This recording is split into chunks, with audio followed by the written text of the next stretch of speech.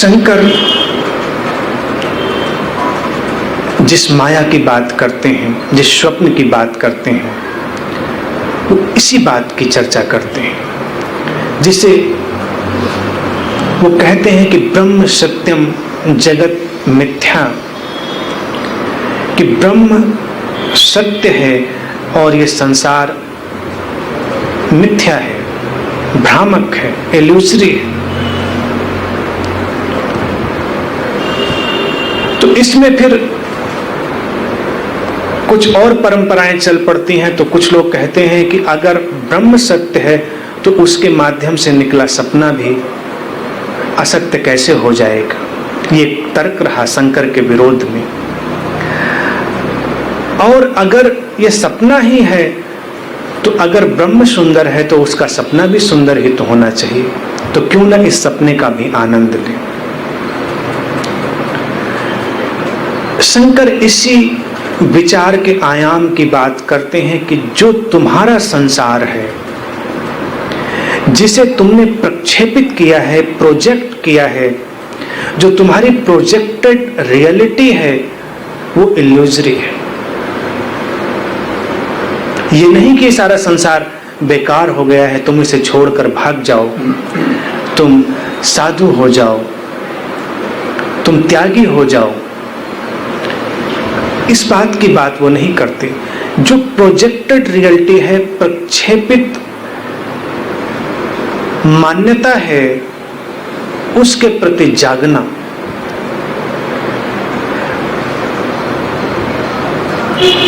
तुम्हारे धर्म भी एक किस्म की प्रोजेक्टेड रियलिटी तुम्हारे सामने रखते हैं, एक किस्म की यूटोपिया रखते हैं। तुम कई बार उसमें जीने लगते हो, और अगर ये वास्तविकता होती तो कभी धर्मों के नाम पर कोई झगड़ा नहीं होता, कोई हिंसा नहीं होती, धार्मिक लोगों के बीच किसी प्रकार का संघर्ष, द्वंद्व और अहम नहीं होता अगर वो सचमुच में वास्तविकता होती। चूंकि वो एक प्रक्षेपित वास्तविकता है, इसीलिए सारे धार्मिक लोगों को भय लगता है कि मेरी मान्यताओं को हिलाओ डुलाओ नहीं। मैंने बड़े जतन से अपनी मान्यताएं जमाई हैं, उनको छेड़ो मत, क्योंकि अगर तुम ज्यादा छेड़ते हो तो मान्यताएं बिखर सकती हैं और उसके साथ ही तुम्हारी अपनी छवि भी बिखर सकती है। धर्म तुम्हें अभय में ले जाता है, ध्यान तुम्हें अभय में ले जाता है, अध्यात्म तुम्हें अभय में, फियरलेसनेस में ले जाता है। और तुम उस अभय में तभी होते हो जब तुम किसी भी हलचल से भयभीत नहीं होते, तुम अपने भीतर के विचार से परे के उस सत्य को जानते हो जिसमें विचार की कोई भी हलचल हस्तक्षेप करके उसे नष्ट नहीं करती। तब कोई हिंसा नहीं है, कहीं पर कोई द्वंद्व नहीं। विचार के माध्यम से इस सत्य को जानने के कई सारे प्रयास किए जाते रहे हैं। दार्शनिक लोग भी यही प्रयास करते रहे हैं। बहुत सारे दार्शनिकों ने जीवन क्या है, जीवन क्यों है, हम क्यों हैं, कैसे हैं और जीवन की वास्तविकता क्या है, इस सब पर बड़ा चिंतन किया है। उस चिंतन से उनके बड़े शास्त्र निर्मित हुए हैं।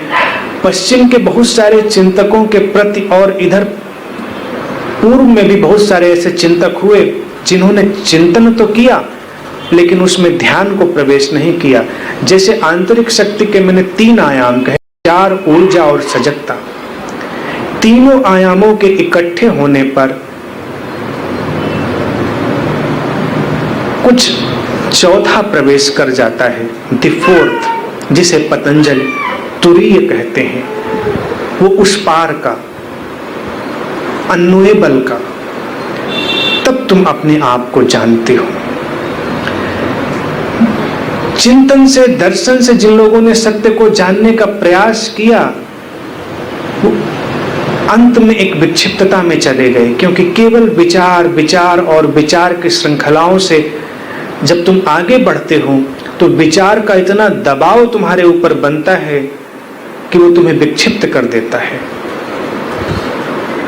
अगर तुम उसमें अपनी ऊर्जा और सजगता को नहीं जोड़ लेते हो तो विक्षिप्त होने की सारी संभावनाएं खुली हुई हैं।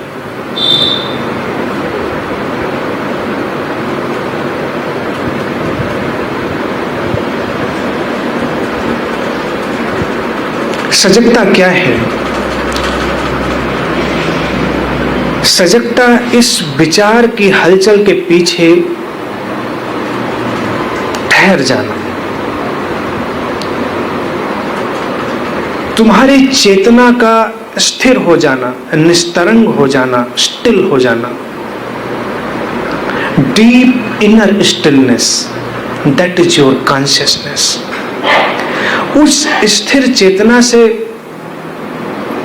विचार जन्म सकते हैं, लेकिन विचार तुम्हें उस स्थिर चेतना तक नहीं ले जा सकते। उन विचारों को पहले ही छोड़ देना पड़ता है।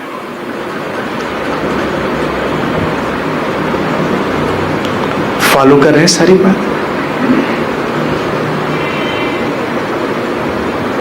इन तीनों आयामों को एक साथ इकट्ठा करना, विचार की अपनी जो तरंगे हैं, उनकी जो फ्रीक्वेंसी है, उसकी अपनी एक ऊर्जा बनती है, उस ऊर्जा की भी एक आंतरिक गति है, उस गति को समझना।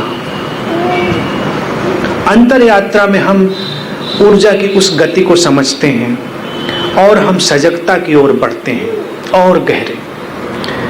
ये शक्ति की एक टिप है, फिर हम और गहरे जाते हैं। जैसे ये आइसबर्ग होता है तो विचार उस आइसबर्ग की ऊपर दिखाई देती नोक है, फिर हम और गहरे जाते हैं ऊर्जा के आयाम में, और गहरे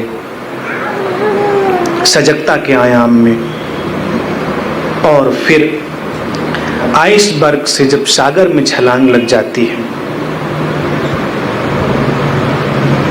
वो तुम्हारी चेतना का आयाम, तुरीय, द फोर्थ।